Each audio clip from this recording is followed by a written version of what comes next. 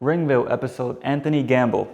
Yo, what's up everyone? How you doing? My name is Kevin Herrera Sanchez, KHS, and welcome to another episode of Ringville. Today I have the absolute pleasure of sitting down with somebody who's wrestled at Battleclub Pro, Expect the Unexpected, the Fallout Shelter, We Are Wrestling. He's from the South Bronx, the captain of the Fallout. He is paid in full. Anthony Gamble, how you doing? I'm good. Yeah? Yeah, I'm good. Yo, appreciate you coming down here, man. It's a pleasure. Thank you for having me, bro. Oh, absolutely. Came in with a fly shirt too. Oh, Brothers of Destruction. Yeah. Like, damn. That's your hard, bro. I appreciate it, bro. Yeah, like, I'm a sucker for a good graphic tee, bro. right? So you collect them? I personally try to get my merch as close as what I would wear outside of wrestling, to where the fans can that's a good vintage shirt. Yeah, okay. Yeah, because you don't see this out here too often. Like, hey, hold on, where you got that? Like, what's the plug? Like, yeah. No, you're right. Well, man, one of the first things I wanted to talk to you about was just like, you have this very unique look. Like, just the way you're built. Right.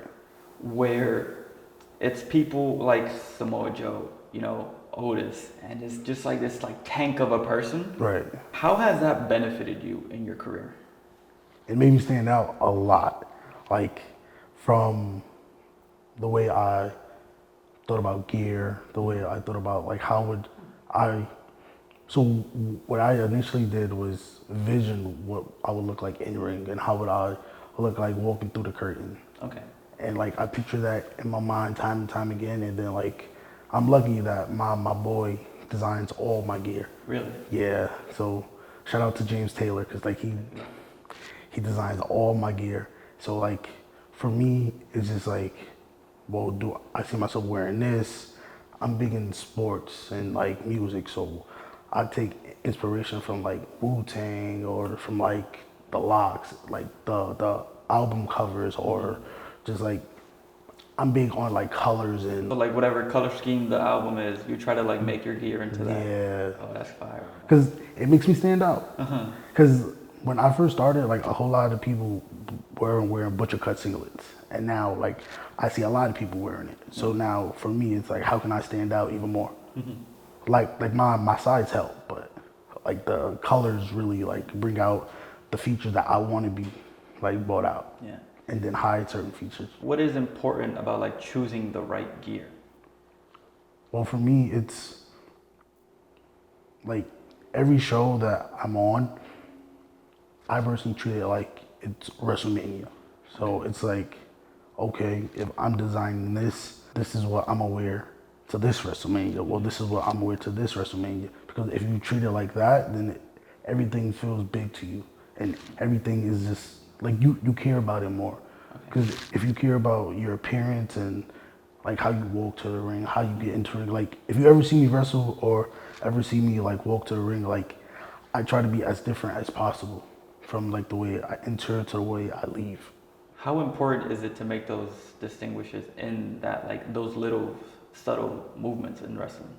Well, all right, so when I first started, I was taught all the little thing matters. So I applied that to my entrance. I applied that to my cadence on how I'm speaking in a promo, or how I'm the moves I do in between something.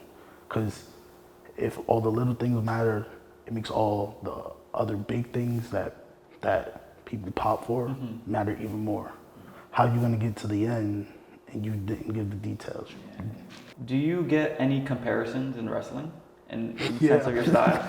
Yeah, especially with the butcher cut, a lot of people oh, there go Baby Bronson, or oh, there go Joe. Mm-hmm. I'm that's a good comparison, but I'm me and there's them. Right. They are some inspirations, but when people see me, what I want them to see is Anthony Gamble, not Bronson Reed, not Samoa Joe. Yeah. Nice to be compared in the sense of look. Yes. But there's a whole different style, one person underneath that. Yeah. How did you go into discovering who you wanted to be inside of a wrestling ring? So a lot of people don't know this. The first thing I ever learned was Lucha. Lucha? Yeah, so if you from the Bronx, like you know BWF, and like he drilled lucha. Like a lot of people would be like, oh, you're a powerhouse, you're a brawler. I call myself a hybrid because I was trained in lucha first, and then like I kind of like went through the phase of like the strong style, and then just like, hey, let me incorporate this with this, and like make up my own style type of thing. So like what I do is let people put me in their category. Okay. To me, I'm a hybrid. I can wrestle anybody, any style, and that's something that I take pride in because it's me being adaptable to anything, any situation. And then you can work with anyone. Yeah. How much has that benefited you now? Like if that your wrestling base is lucha? It helped me a lot actually. Like footwork, most importantly. It helped me with like being more limb. Like when say if we run in a spot or like when we call matches and stuff, like people be surprised like a lot of stuff that I can really do. Because it's just not something that I'm like, hey, I can do this. Like for me, it's like, let me throw this in here, let me throw this in here. Because now it keeps the fans like on their toes, like, oh snap, like he did that. I didn't know he can do that. And then like some people that I train with, it's just more like, I'd never seen him do that before, like type of thing. So like, I'm big on just like always doing something that people don't expect me to do. When did you find wrestling? Oh, that's a good question. That's a good question. So, weirdly, wrestling found me. Okay. So, in my household, it was always like sports and wrestling. So, I always knew I wanted to be a wrestler. But then like, so you see like how you see all the docs of like, well, this person was an amateur wrestler, this person was a football. I did everything. I was like, well, this is this and this and this is gonna lead to that. So I found wrestling 2016 in the Bronx. And then like, I say after I got older, cause I got into this game young, like I was like 17 years old. So when I was like able to like travel and like my mom can like, I trust you to like go to a whole nother borough for like X amount of hours.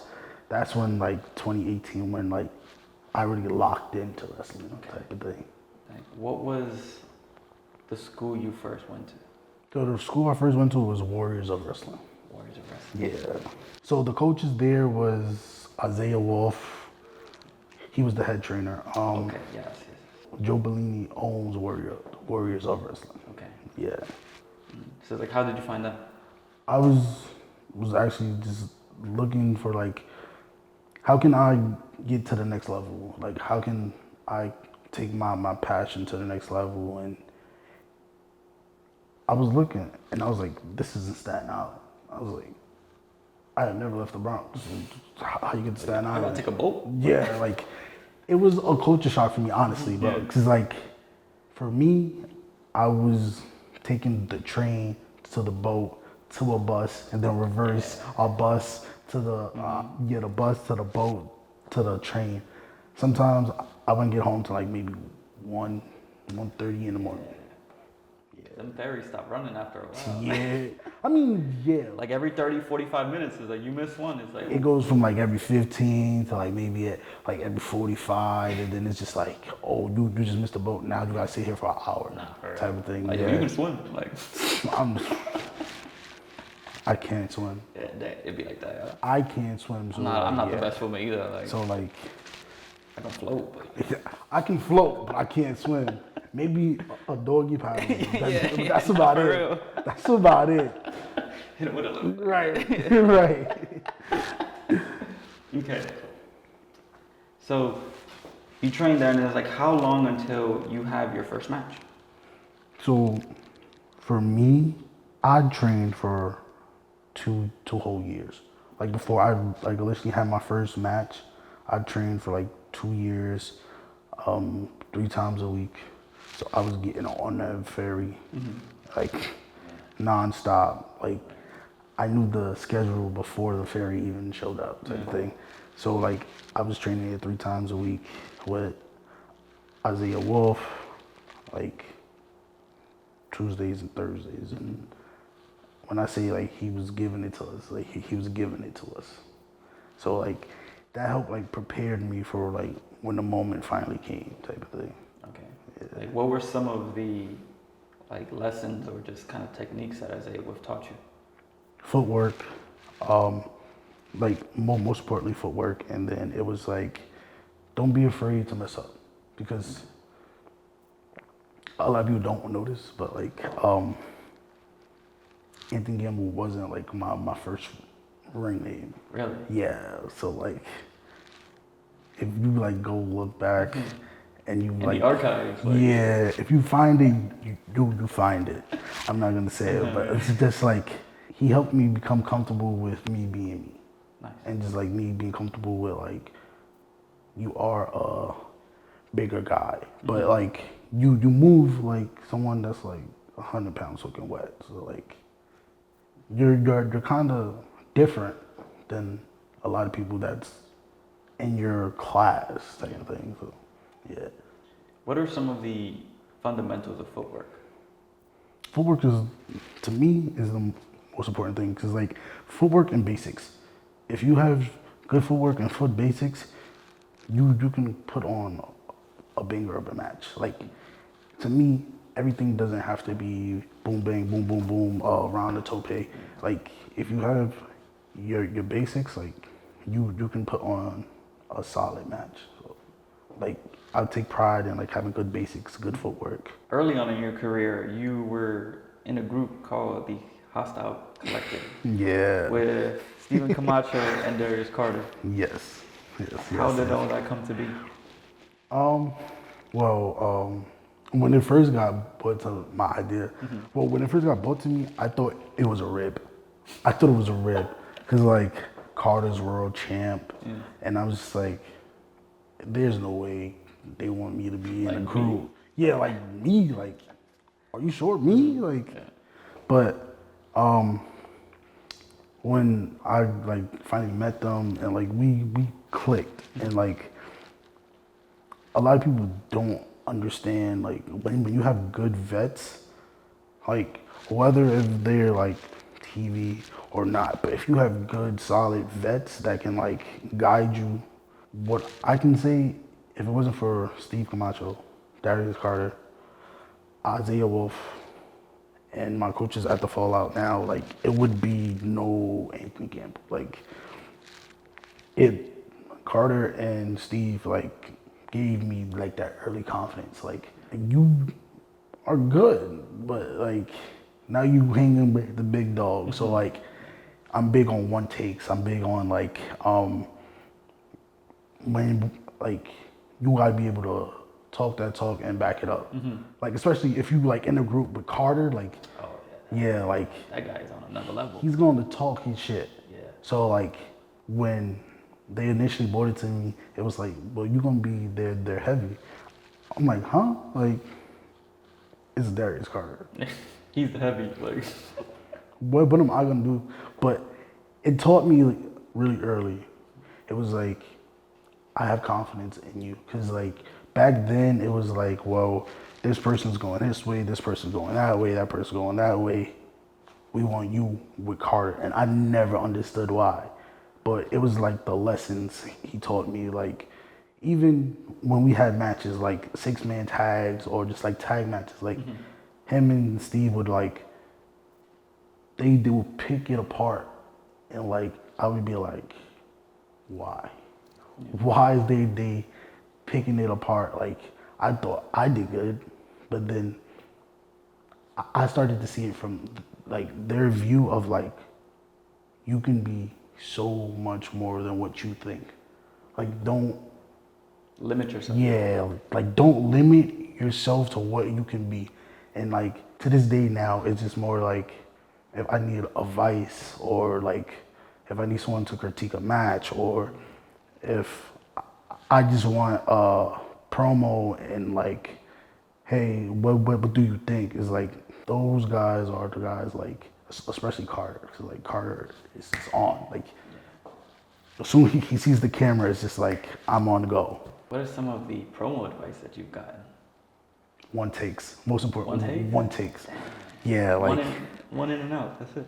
so. The first time I ever shot a Hostile Collective promo, it was literally like I joined them, and it was like, okay, so now we're gonna introduce you.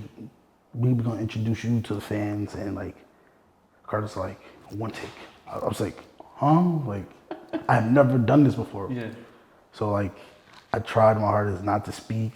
I'm just like I'm gonna let Carter do Carter. I'm gonna let Steve do Steve. Just look tough. Yeah. Yeah, type of thing.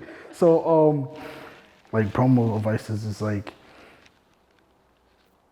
be authentic, be real, be you. Like don't be ashamed to let people see you for who you are, because that's how people get invested in you. Like that's how people get invested in your matches and your stories. Like you have to let people in. Like you have to make them feel something. Like he instilled like you when you make it to a higher level, it's live.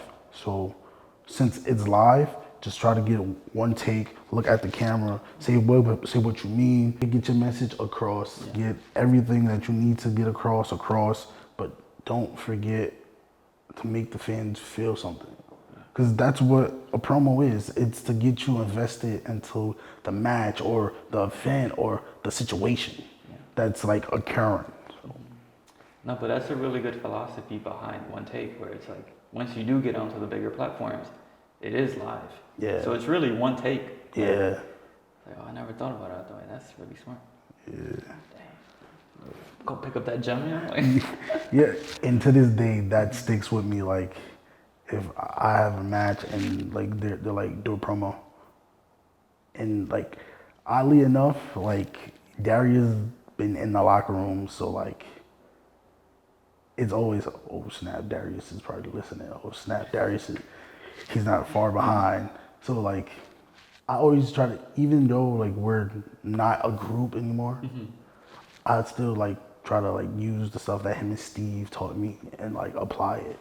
I've been blessed to have like a lot of good vets, like a lot of good vets. Like I am honored like to have the vets of like Steve Camacho, Darius Carter, Isaiah Wolf, Jorge Santi, Mike Law, Steve Pena, Masha Slamovich.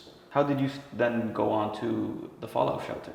When they first started the Fallout, I was just watching videos and I'm just like, this is dope. Cause like the first ever Fallout video was like Joakim.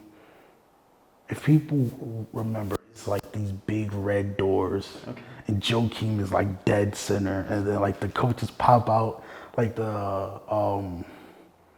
like.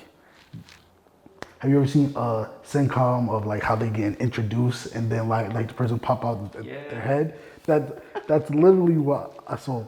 And then it was like Pena, Masha, Law, and then like it just grew from there from like the experience of like coaches and stuff. So like they've been a big part of like my career, like from 4 years ago to present day. And how did the nickname Captain of the Fallout come to be? Well, Joakim gave me that title. I mean, when I first got there, like to me, it was, well, this is a new place, but Battleclub is established. So my goal was, let me show them what I can do so I can get on Battleclub. Because if I can get on Battleclub, all I need is an opportunity. Like I'm big on, if you give me an opportunity, I can show you why.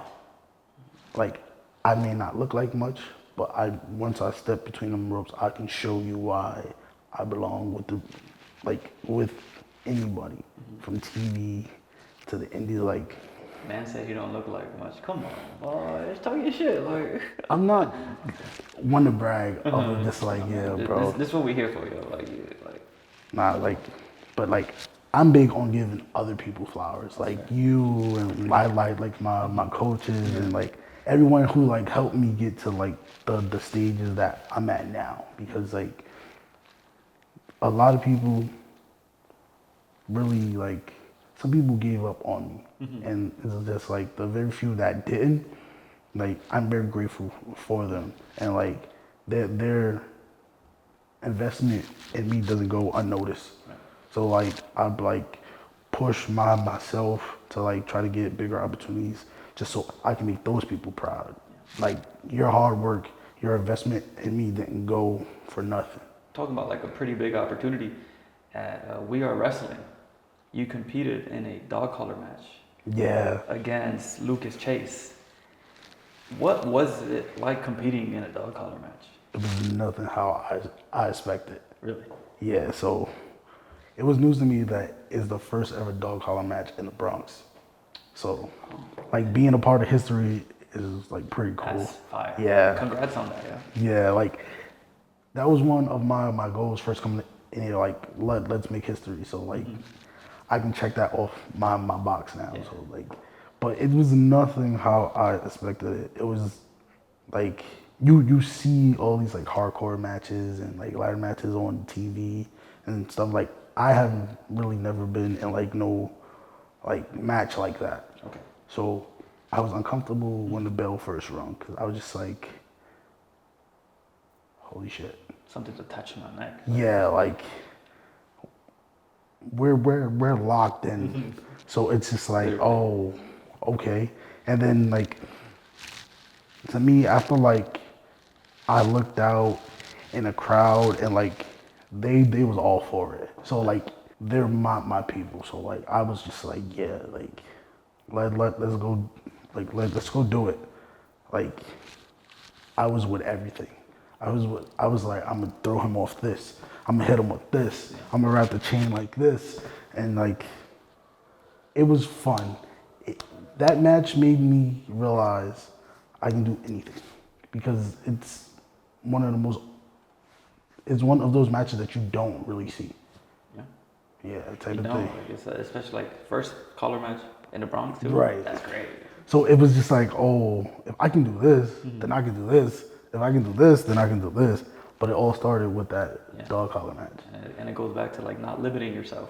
Yeah, like you gotta be, and going back to your other question, with Lucha, it was like, oh, I got a chain around my neck, but I can still kind of move. So like, let's fly type of thing. Type of thing, yeah. Was there anything different you did to like prepare for that match? Watched a lot of hardcore matches. I watched a lot of hardcore matches. I watched a few dog collar matches that happened, and just like watched like the mindset that the person like mentally got into it. Okay. Because like a lot of people don't know, like when that chain is wrapped around your neck, is like you and that person is like intertwined. Like wherever you go, he goes. Wherever he goes, you're going. Right. So it's more of a mental thing. Okay. It's a mental battle. Yeah. How do you train for that? When that match, Mike Law helped me train for that match. What I mean, like cardio. He seen what the opportunity was. Like he was like, well, yeah, like you're in the dog collar match. Like this is not a match that happens every day. So like, if your cardio is good, like you can outlast your opponent. So like, shout out to Mike Law for that. What was the worst spot of that match for you? Or the most hurtful spot, you know? Going through that table off the stage. Going through because so a lot of people don't know this. Battleclub had a show the very next night, and like when I went through the table, like my body went through the table, but my leg went underneath the table. So like I woke up the next morning like, okay, I did that. Like I'm big on, okay, we did that, what's next? Gotcha. So I woke up, I'm like, all right, We Are Wrestling was last night. I killed that. Battleclub tonight. I turned over, got up, fell right on the floor. I couldn't even get up. Really? I couldn't even move. Yeah. I mean, gratefully, nothing was broken, nothing. Yeah. You're but good. yeah, it was just like massive swelling. But Okay. I was just like, it goes back to the mental part of you never know what can happen of the after effects of any match, let alone a match like that. Right. So like, it made me train differently. It made me think differently. And then like when matches like that or like a ladder match come up, it makes you like think of like, well, how can I use these weapons to my advantage instead of them being used against me? Or, well, okay, when we do, well, if I'm gonna go jump over this, well, this happened last time, so how about let me turn this way or let me just adjust myself a little bit better? Cause like I'm big on placement, and it was nothing that Lucas did. It was just when we went off, I don't know if my own momentum took me, but like my leg went under and I was like, I don't know if everyone else noticed, but when I was crawling back to the ring, I was legit crawling. I was like, I can't stand up. Yeah. Like I finished the match and I'm proud of myself for finishing that match, but I was like, I can't stand up. Like, I don't know if everyone else can notice, but like I'm crawling because I really. That's all you could do. Yeah, like if I stand up, I'll probably fall again and like yeah. That's great. And you don't want to be like that big clumsy guy. Right. So like I'm just like, oh my God, like something's wrong. But not knowing. Yeah. Yeah. So glad to hear you came out all good, yeah. Yeah. What are some of your proudest accomplishments in your career? To me is being relatable to the people. I'm big on being relatable, being as authentically me as possible. Having a first ever dog collar match in the Bronx, and just being true to me. Like, to me, a whole lot of wrestlers lose themselves and their like characters or in their personas. So like that's a big accomplishment to me of just always being me and always staying true to my morals. So, Oh man, yo, appreciate you coming down, sitting down and talking with me, man. I appreciate it, bro. Like Sure. we definitely gotta do this again down the line. 100%. Yeah. Anything you'd like to plug to the cameras? The Respect Show, July 19th. There's a lot of big things coming, so just tap in with me. Like, one thing I tell people is just lock in with me, because like I'm big on taking people on this journey, and as long as you're on the journey with me and you grow with me, I always try to find a way to give back to those that stuck it out with me. Yeah, truly appreciate you, man. I appreciate you, bro. For real. Until next time, everyone, we out.